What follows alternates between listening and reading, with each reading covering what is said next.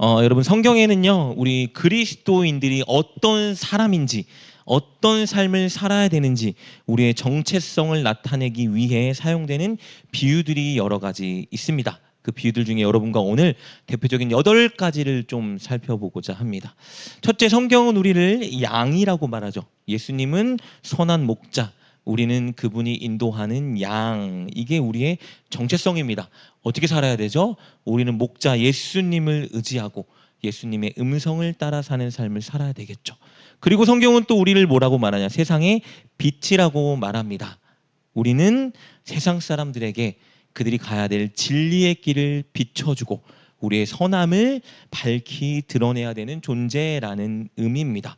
그리고 우리는 또 포도나무의 가지, 예수님은 우리의 참 포도나무, 우리는 그분께 붙은 가지. 무엇을 의미하죠? 우리가 열매를 맺기 위해서 우리는 늘 주님께 붙어 있어야 하는 존재다라는 의미입니다. 그리고 또 우리를 뭐라고 말합니까? 우리를 성전이라고 말해요. 우리 안에 거룩한 성령님 하나님이 거하시는, 우리는 거룩한 성전으로 살아야 된다라는 의미겠죠. 그리고 이건 좀 여러분이 익숙하지 않을 수도 있을 것 같아요. 우리는 경주하는 선수라고 말합니다. 우리는 천국을 향해 신앙의 여정을 멈추지 말고 끝까지 달려야 되는 사람들이라는 의미입니다. 여러분, 천국에 입성하기 위해서 우리는 인내하고 절제하고 끝까지 헌신해야 하는 존재입니다. 그리고 우리를 뭐라고 말해요? 질그릇이라고 말해요. 질그릇은 굉장히 보잘것없고 깨지기 쉬운 연약한 존재인데 중요한 건 뭐예요? 우리 질그릇 안에 무엇이 담겨 있습니까? 보화 예수 그리스도가 담겨 있다. 우리는 예수님을 담은, 복음을 담은 질그릇이다. 그리고 우리를 군사라고 의미합니다. 그냥 군사는 아니고요. 그리스도의 군사. 우린 날마다 사탄이 우리를 주님이 원하시는 길에 서지 못하도록 공격하고 유혹한다라고 했죠. 맞서 싸워야 됩니다. 그리고 주님께만 순종해야 되는 군사. 이렇게 지금 7가지 우리 그리스도인들의 정체성을 여러분과 이야기했는데요. 마지막 한 가지. 뭔지 다 알겠죠? 여러분 성경 오늘 설교 제목을 보면 알겠죠? 마지막 정체성이 무엇이죠? 우리는 세상의 소금. 네, 소금. 주님이 우리를 세상의 소금이라고 말씀하셨습니다. 소금이 무엇을 하죠? 부패를 막고 정말 맛을 내는 존재죠. 우리가 세상에서 세상의 부패를 막고 세상에 살맛 나는 맛을 더하는 존재라는 의미겠죠. 여러분, 이 8가지 비유는요, 우리의 정체성을 말해주는 표현입니다. 놀랍게도 우리가 예수님을 믿는 순간 우리는 이미 이런 존재가 되었습니다. 우리 고린도후서 5장 17절 말씀, 여러분 너무 잘 아는 말씀이죠. 그런즉 누구든지 그리스도 안에 있으면 새로운 피조물이라. 이전 것은 지나갔으니 보라 새 것이 되었도다. 이 표현이요, 현재 완료 시제라 그래서 이미 이루어지고 우리에게 지금 진행되고 있는 표현이에요. 여러분이 인정하건 인정하지 않건 진짜 예수님을 마음에 믿는다면 우리의 이전 것은 다 지나갔고요. 우리는 새 것이 되었다라는 표현이에요. 새 것이 뭐죠? 말씀드린 지금 8가지의 정체성. 이게 지금 우리의 모습이고 삶이라는 말입니다. 여러분 분명히 아셔야 될 게 우리는 주님의 양이고요. 세상의 빛이고요. 주님이라는 포도나무에 붙은 가지라는 걸 명심하셔야 됩니다. 천국을 향해 끝까지 달려야 되는 선수고요. 보화를 가진 우린 질그릇이고, 그리고 뭐예요? 영적인 전투에서 승리해야 되는 군사, 그리고 주님을 모신 거룩한 성전, 마지막으로 우리는 세상의 소금이라는 걸 명심해야 됩니다. 주님을 믿는 순간 주님이 우리를 이렇게 만들어 놓으셨어요. 그리고 우리를 이렇게 부르십니다. 문제는 뭐예요? 우리가 우리의 정체성을 인정하지 않고 이렇게 살아가지 않는 것이 우리의 문제예요. 여러분, 그리스도의 정체성을 붙들고 그에 맞게 살아가고 계십니까? 여러분이 그렇게 살아가지 못했든 그렇게 살아가고 있건 오늘 우리 본문 말씀을 통해 정체성을 다시 붙들고 온전히 살아내기로 결단하는 시간이 되었으면 좋겠습니다. 오늘 저는 여러분과 살펴본 이 8가지의 정체성 중에 마지막 정체성, 세상의 소금이라는 비유에 관한 메시지를 여러분과 나누고자 합니다. 왜냐하면 제가 살펴봤더니 앞에 7가지의 정체성을 붙잡고 살아가면 마지막으로 온전히 살아낼 수 있는 정체성이 세상의 소금이라는 정체성이기 때문이에요. 우리 정체성의 결정판이 세상의 소금이라고 말할 수 있을 것 같아요. 마태복음 5장 13절 말씀을 보면 예수님이 제자들에게 분명히 말씀하십니다. 너희는 세상의 소금이라. 당시 사회에서 알려진 소금의 역할은 크게 2가지입니다. 첫째는 우리가 너무 잘 아는 것처럼 음식에 뿌려져서 음식에 맛을 내는 역할을 했겠죠.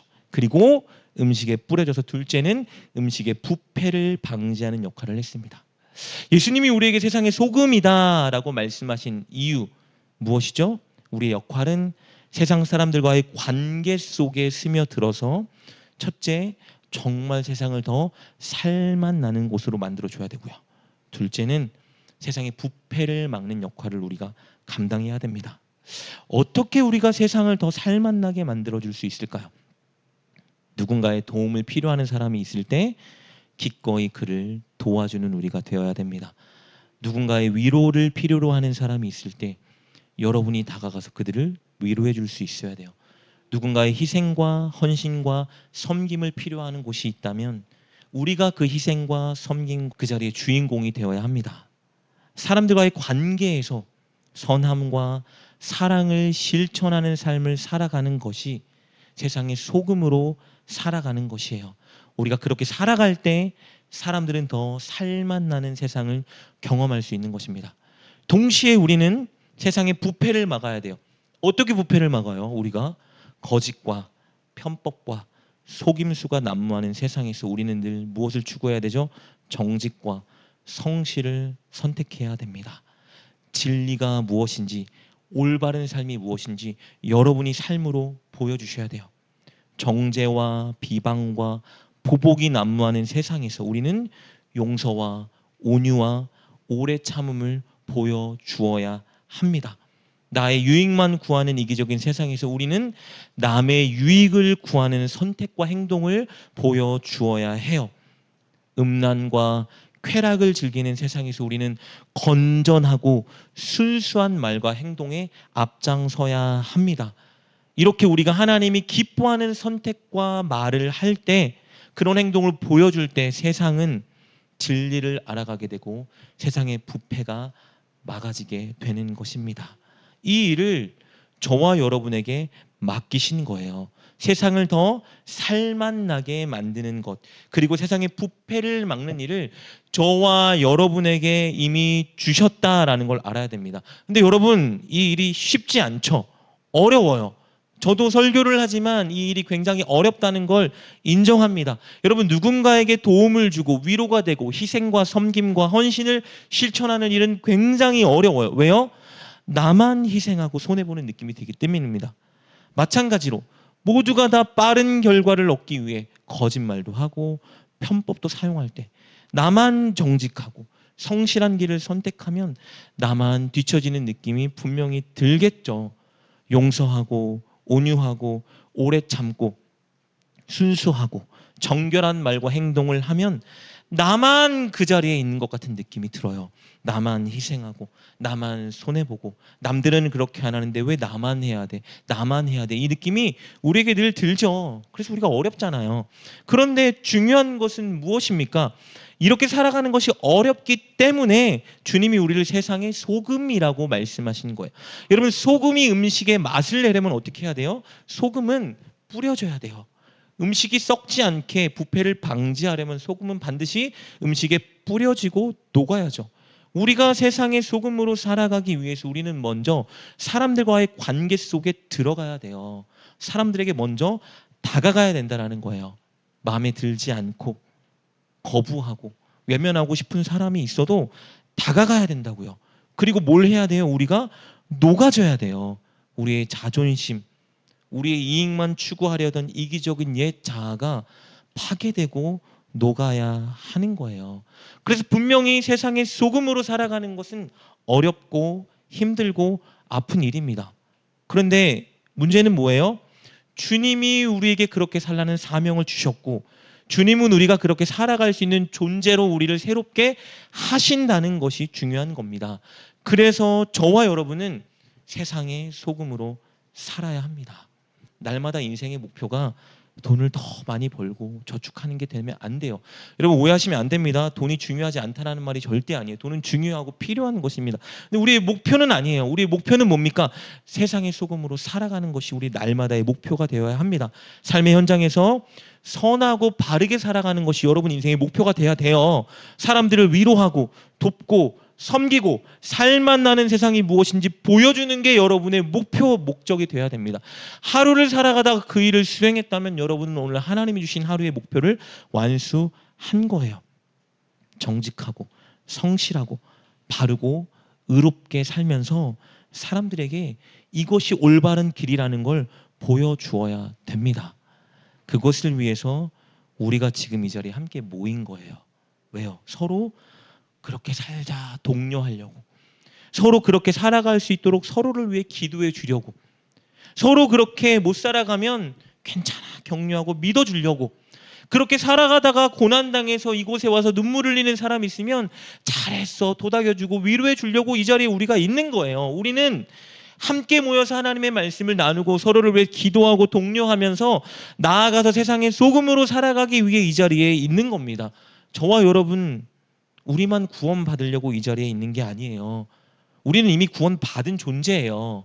구원받은 존재다운 삶을 세상에 나아가 보여주려고 이 자리에 함께 있는 겁니다. 그런데 안타깝게도 많은 그리스도인들이 세상의 소금이 아니라 세상의 소금 기둥처럼 아주 굳어진 딱딱한 신앙으로 살아가는 것을 보게 됩니다. 여러분 소금은 세상에 뿌려져서 맛을 내고요. 부패를 방지하지만 소금 기둥은 아무짝에도 쓸모없습니다. 분명히 소금으로 만들어진 결정체긴 한데 사람들이 구경할 수 있는 존재긴 하지만 어디에도 뿌려지지 못하고 소금의 역할을 감당하지 못하는 게 소금 기둥이에요. 오늘 본문을 보니까 소금 기둥이 되어버린 한 사람이 등장합니다. 롯의 아내입니다. 하나님은 본문 당시에 죄악이 너무 관영한 소돔을 심판하기로 결정하셨습니다. 소돔에는 하나님을 경외하는 하나님이 주신 정체성을 가진 사람이 없었어요. 세상의 소금으로 살아내려는 사람이 없었습니다. 사람들에게 선을 베풀고 살만 나는 세상을 만들려는 사람이 없었어요. 사람들에게 바른 길을 제시하고 부패를 막아줄 만한 사람이 없었어요. 소돔은 완전히 도덕적으로 성적으로 타락하고 부패한 곳이었습니다. 그래요 하나님께서 천사를 보내어 그곳을 완전히 심판하기로 작정하셨죠. 그런데 그곳을 심판하는 와중에 하나님께서 한 가족을 구원하기로 결정하십니다. 누구죠? 롯과 그의 가족입니다. 왜요? 그들이 믿음이 좋아서? 세상의 소금으로 살아서? 아니죠. 롯의 삼촌 아브라함이 하나님께 롯을 구원해달라 간청했기에 하나님이 소돔을 심판하는 도중에 그들을 구원하기로 결정하셨어요. 창세기 19장 29절 말씀 보면 이렇게 기록되어 있죠. 하나님이 그 지역의 성을 멸하실 때에 곧 롯이 거주하는 성을 엎으실 때에 하나님이 아브라함을 생각하사 롯을 그 엎으시는 중에서 내보내셨더라. 여러분 이렇게 한 사람의 믿음이 중요한 겁니다. 우리의 믿음이 우리의 간절한 기도가 누군가를 하나님을 만날 수 있는 자리로 인도할 수 있는 거예요. 그 사람이 기도하지 못해도 아직 믿음이 없어도 저와 여러분이 누군가를 위해 신실하게 하나님께 매달리며 기도한다면 하나님은 이렇게 그 사람의 기도를 통해 누군가를 구원의 자리로 인도할 수 있는 은혜를 베풀어 주시는 분입니다. 저와 여러분이 깨어 늘 기도하는 자리에 서야 할 것입니다. 하나님은 아브라함의 기도를 듣고 소돔을 멸망시키기 전에 롯과 그의 가족을 구원하기로 결정하셨어요. 천사를 보내셨습니다. 급히 천사가 롯과 그의 가족들을 소돔 밖으로 이끌어내죠. 롯이 참 희한해요. 계속 지체합니다. 천사는 하나님의 명을 받았기에 그를 구원하기 위해 애씁니다. 그들을 다 끄집어내고 두 가지를 명령하는데요. 첫째, 도망쳐라. 둘째, 절대 뒤를 돌아보지 말아라. 우리 17절 말씀 볼까요? 천사가 그에게 준 명령입니다. 그 사람들이 그들을 밖으로 이끌어낸 후에 이르되 도망하여 생명을 보존하라. 돌아보거나 들에 머물지 말고 산으로 도망하여 멸망함을 면하라. 자, 하나님이 주신 기회, 은혜 덕분에 그들을 천사가 소돔 밖으로 끄집어냈어요. 그런데 문제는 소돔에 하나님의 심판이 임해야 되는데 구원해야 될 이 사람 때문에 지금 소돔의 심판을 보류하고 있는 상황입니다. 천사가 명령을 하죠. 이제는 너희들의 선택에 달려있다. 달려라. 들에 머물지 말고 끝까지 달려가고 절대 뒤를 돌아보면 안 된다라고 명령을 내렸습니다. 롯과 그의 가족들, 아내와 두 딸이 힘차게 급히 소돔으로부터 달아나기 시작했습니다. 그리고 하나님은 하늘에서 유황과 불을 소돔에 불같이 내리셨습니다. 그런데 문제가 발생했죠. 롯의 가족들에게 끔찍한 일이 발생합니다. 롯의 아내가 하나님의 명령을 어기고 뒤를 돌아보고 맙니다. 오늘 24절부터 26절까지 말씀 볼까요? 이렇게 기록되어 있네요. 여호와께서 하늘 곧 여호와께로부터 유황과 불을 소돔과 고무라에 비같이 내리사 그 성들과 온 들과 성에 거주하는 모든 백성과 땅에 난 것을 다 엎어 멸하셨더라. 롯의 아내는 뒤를 돌아보았으므로 소금 기둥이 되었더라. 소돔 사람에게 임한 하나님의 심판이 롯의 아내에게도 임하고 말았습니다. 여러분, 하나님께서 당신의 백성들에게 원하는 삶은 세상의 소금과 같은 삶입니다. 사람들의 삶에 스며들어서 그들에게 선을 베풀고 살맛 나는 세상을 보여주는 그런 삶, 그리고 바른 삶을 살아감으로써 사람들이 죄악이 아니라 진리를 따르도록 인도해주는 삶, 이것이 하나님이 우리에게 요구하고 원하는 삶이에요. 그런데 롯의 아내는 그런 삶을 전혀 살지 않았습니다. 그녀가 소금 기둥이 되어 멸망당했다는 것은요, 그녀가 하나님의 자녀다운 정체성으로 살지 않았다는 것을 보여주고 있는 거예요. 롯의 아내는 세상 사람들과의 관계 속에 스며들어 세상의 소금으로 살아간 것이 아니라 세상 사람들에게 동화되어서 그들의 가치관과 행동을 따라 사는 삶을 살고 만 것입니다. 마음이 완고한 소금 기둥처럼 하나님의 말씀에 순복하지 못하고 세상 사람들을 따라 살아간 삶을 살았다는 것을 오늘 그의 최후 소금 기둥이 된 것을 통해 보여주고 있는 것입니다.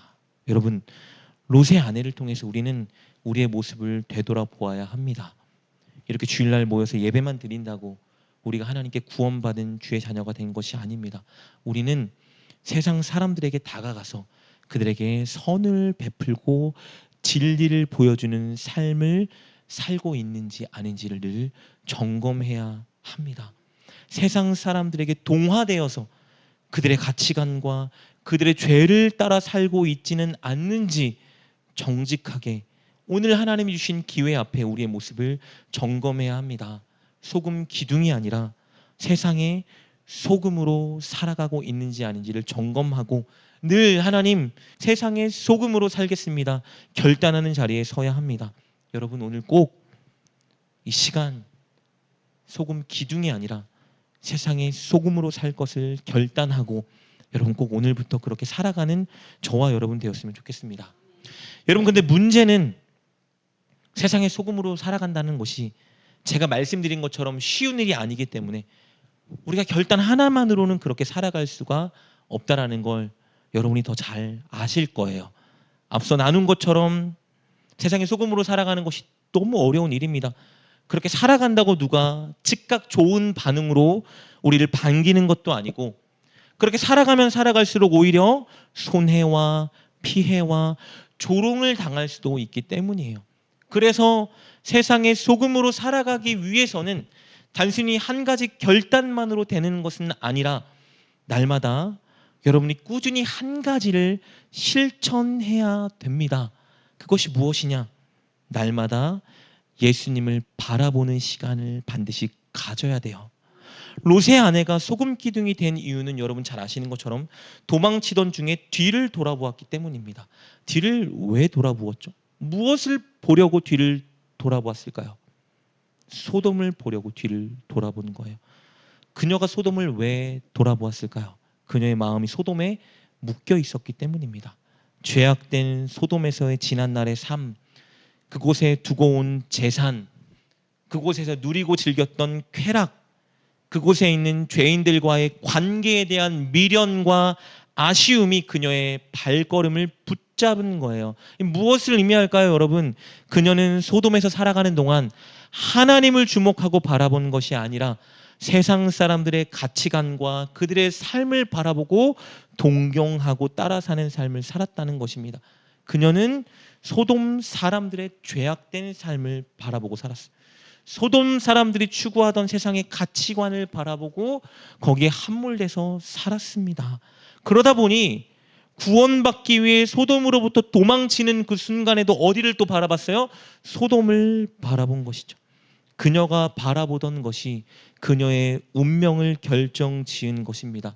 심판당하고 멸망당할 소돔만 바라보다가 그녀도 심판당하고 멸망당한 운명에 처한 거예요. 여러분, 우리가 무엇을 바라보는지가 우리를 구성합니다. 왜냐하면 우리는 우리가 바라보는 것을 받아들이고 바라보는 것을 닮아가고 그것에 물드는 존재이기 때문이에요. 그래서 우리가 무엇을 바라보는지가 결국은 우리가 누구로 살아가게 하는지를 결정해 주는 것입니다. 그래서 우리가 보는 것은 단순히 감각적인 정보가 아니라 우리 삶에 가장 큰 영향력을 미치는 거대한 존재예요. 여러분, 하루 중에 무엇을 가장 많이 보고 계십니까? 무엇을 보세요? 눈을 뜨면 무엇을 보십니까? 유튜브, 게임, 폭력적이고 쾌락적인 것들을 늘 보잖아요. 혹시 여러분이 늘 바라보는 것, 가장 많이 보는데 몰두하는 것이 세속적인 것은 아닌지, 세상의 가치관, 사람들 사이에서 유행하는 문화, 트렌드에 관련된 것은 아닌지 여러분 생각해 보셔야 됩니다. 그럴 때 우리는 결코 세상의 소금으로 살아갈 수가 없어요. 롯처럼 하나님을 믿는다고 말하지만 오늘 주일날 이렇게 모여서 하나님을 예배하긴 하지만 소금 기둥이 되는 운명에 처할 수 있습니다. 우리는 예수 그리스도를 바라보아야 합니다. 히브리서 기자는 12장 2절 말씀을 통해 이렇게 말합니다. 믿음의 주요 또 온전하게 하신 예수를 바라보자. 왜냐하면요, 신비하게 우리가 예수님을 바라보면 바라볼수록 우리가 예수님을 닮아가는 삶을 살아가게 되기 때문입니다.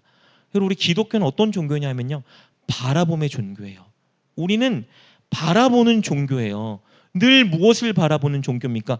예수님을 바라보는 종교예요. 성경은 계속해서 우리에게 말해주는 겁니다. 예수님을 인식하고 예수님을 바라보아야 한다. 여러분, 예수님은 공생의 기간 동안 어떻게 사셨는지 아세요? 세상의 소금으로 사셨습니다. 늘 소외된 사람, 병든 사람, 외로운 사람, 죄인들을 찾아갔어요. 그들에게 다가가 그들 삶에 녹아 들어가셨습니다. 그들을 치유하셨고요, 그들을 위로하셨고요, 그들을 안아주셨고요, 그들에게 살맛 나는 인생이 무엇인지 경험하게 하셨습니다. 그리고 예수님은 늘 그들에게 진리의 말씀을 가르치고 당신께서 본을 보여주셨어요.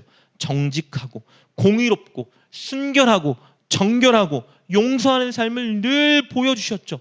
세상 사람들이 더 이상 부패하지 않을 수 있도록 진리의 길을 따라갈 수 있도록 보여주신 거예요. 그 예수님이 저와 여러분에게도 찾아와 동일한 은혜를 베풀어 주신 거예요.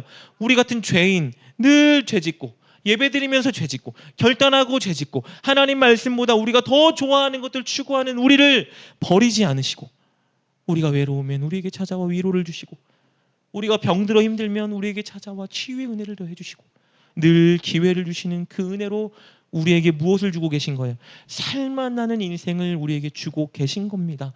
우리가 세상과 섞이고 살아가지 말라고, 습관적인 죄 끊어내라고 우리에게 이 진리의 말씀을 주신 거예요. 이 예배의 자리를 허락하신 거 아닙니까? 그 예수님을 바라보면 우리가 예수님처럼 세상의 소금으로 살아갈 수 있는 거예요.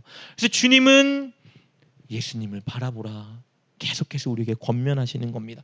그렇다면 눈에 보이지 않는 예수님을 바라볼 수 있는 최고의 방법은 무엇이죠? 바로 하나님의 말씀. 하나님의 말씀을 읽고 듣고 묵상하는 것이 눈에 보이지 않는 주님을 늘 바라보는 비결입니다. 예수님이 곧 말씀이기 때문입니다. 하나님의 말씀을 읽고 이 말씀에 담긴 예수님의 마음, 예수님의 뜻, 예수님의 가르침, 예수님의 성품을 묵상하는 것이 예수님을 바라보는 거예요. 그럴 때 놀랍게 우리는 변화됩니다. 우리가 선한 사람이어서가 아니라, 우리가 결단을 수차례 해서가 아니라, 우리 안에 들어온 하나님의 말씀이, 예수님의 영이 우리를 변화시키는 거예요. 여러분, 말씀드렸듯이 기독교는 바라봄의 종교라고 말씀드렸죠. 동시에 무슨 종교죠? 우린 들음의 종교예요. 바울은 로마서 10장 17절 말씀에서 뭐라고 말합니까? 믿음은 들음에서 나며 들음은 그리스도의 말씀으로 말미암느니라. 말씀을 들으면 들을수록 놀랍게 이 말씀이 우리 안에 들어와 우리에게 믿음을 심어주는 것입니다. 여러분, 시편이 150편까지 있는데 시편의 결정적인 메시지를 함축하고 있는 시편은 시편 1편이에요. 시편 1편의 기자가 뭐라고 말하죠? 복 있는 사람은 오직 여호와의 율법을 즐거워하여 그의 율법을 주야로 묵상하는 자로다라고 선언하고 있습니다. 하나님의 말씀을 보는 자, 하나님의 말씀을 듣는 자, 그것을 통해 주님을 바라보는 자는 세상의 소금으로 살아갈 수 있습니다. 내 결단으로는 안 돼요. 내 노력만으로도 안 됩니다. 내가 주님을 바라볼 때 주님이 내 안에 들어와 내가 주님을 닮아가고 싶은 소망을 주시고, 주님께서 하신 말씀과 주님께서 하신 행동을 생각나게 하시고 우리가 그것을 모방하고 따라가게 하십니다. 그래서 내가 생각할 수 없었던 전혀 다른 나로 만들어주세요. 내가 세상의 소금으로 살아가게 만들어주시는 것입니다. 사랑하는 여러분, 100번도 넘게 말씀드린 것 같아요. 아침에 눈을 뜨면 핸드폰이 아니라 하나님의 말씀으로 하루를 시작하십시오. 여러분이 가장 먼저 보는 것이 하나님의 말씀이 되게 하세요. 하나님의 말씀을 읽고 하나님의 말씀을 묵상하고 그 안에 담긴 예수님을 바라보는 여러분 되십시오. 그럴 때 하루 여러분 분명히 여러분을 새롭게 하고 여러분을 온전하게 하며 여러분에게 소망을 주는 주님께서 세상의 소금으로 살아가게 하실 것입니다. 지금까지 어떤 영향력도 없는 소금 기둥과 같은 삶을 사셨다면 여러분 이제는 오늘 좀 결단해서 그 삶을 청산하는 저와 여러분 되었으면 좋겠습니다. 지금까지 롯의 아내처럼 세상 사람들의 삶만 바라보고 시대의 유행에 몰두하고 사람들이 쫓는 것 동경하고 바라보았다면 여러분 이제 거기서부터 우리의 시선을 좀 거두는 시간 되었으면 좋겠습니다. 혹시 지난날의 과거, 상처, 경험에 사로잡혀 있다면 여러분 이제 끊어내셔야 됩니다. 과거에 집착하고 과거 바라보지 마세요. 하나님 바라보고 하나님 말씀 바라보고 나아가는 저와 여러분 되었으면 좋겠습니다. 오늘 이 예배 끝나고 이 교회 밖을 나서면 우리 삶의 현장에는 세상의 가치관에 잠식당하고 세속적인 것을 추구하는 사람들과의 관계 속에 우리는 다시 들어가는 거예요. 여러분 월화수목금 누구와 살아가고 있습니까? 늘 세상 것을 추구하고 세상 가치관에 함몰된 사람들과 우리는 살아가요. 우리가 바라보는 것은, 우리가 볼 수밖에 없는 것은 세상적인 것, 세속적인 것입니다. 우리의 시선과 마음을 하나님의 말씀과 예수님께 고정하지 못하면 우리는 세상 것을 바라보고 세상 것을 추구하고 따라갈 수밖에 없게 되는 거예요. 우리는 롯의 아내와 같은 삶을 살아갈 수밖에 없습니다. 오늘 예배를 드린 것으로 만족하면 안 됩니다. 여러분이 결단하고 실천하셔야 돼요. 앞으로 하나님의 말씀으로 여러분의 시선을 채우시고 여러분의 길을 채우시고 그래야 예수님을 바라보는 저와 여러분 되었으면 좋겠습니다. 하루를 시작할 때 가장 먼저 듣고 보는 것이 주님의 말씀이 되게 하십시오. 날마다 여러분의 구원자요 본이 되시는 예수님을 바라보고 묵상하는 시간을 반드시 가져야 됩니다. 그럴 때 이 세상에서 승리하고 여러분이 전혀 다른 세상의 소금으로 살아가게 할 것이고 하루가 가면 갈수록 여러분이 예수님을 닮아가는 예수님의 성품을 비추는 사람으로 하나님이 여러분을 만들어 가실 것입니다. 소금 기둥이 아니라 세상의 소금으로 살아가는 우리 프렌즈교회 모든 성도님 될 수 있기를 주님의 이름으로 축복합니다. 이 시간 말씀을 붙들고 한번 주님께 기도했으면 좋겠습니다. 하나님, 롯의 아내처럼 늘 내가 바라보고 살았던 것이 세상적인 것들이라면 이제 거기서 내 시선을 거두게 하여 주시옵소서. 하나님, 사람들에게 다가가 녹아지지도 못하고 뿌려지지도 못하고 선함을 감당하지도 못하는 소금 기둥처럼 살았다면 이제 나의 삶을 용서해 주시고 이제 뿌려져 녹아져 그들에게 선을 베풀고 올바른 길을 제시하는 세상의 소금이 될 수 있도록 나를 새롭게 하여 주시옵소서. 하나님, 그러나 나의 결단만으로는 되지 않는 것을 압니다. 날마다 말씀으로 주님을 바라보는 삶을 실천하게 도와주시고 내가 연약할 때에 여기 있는 성도들이 나를 위해 기도해주고 서로 격려하고 사랑하고 다독이며 함께 걸어가게 도와주시오. 우리 모두가 세상의 소금으로 세상을 변화시키고 예수님의 성품을 닮아가는 온전한 그리스도인 될 수 있도록 이 시간 우리를 새롭게 하여 주시옵소서. 함께 믿음으로 결단하며 주께 기도하며 나아갑시다.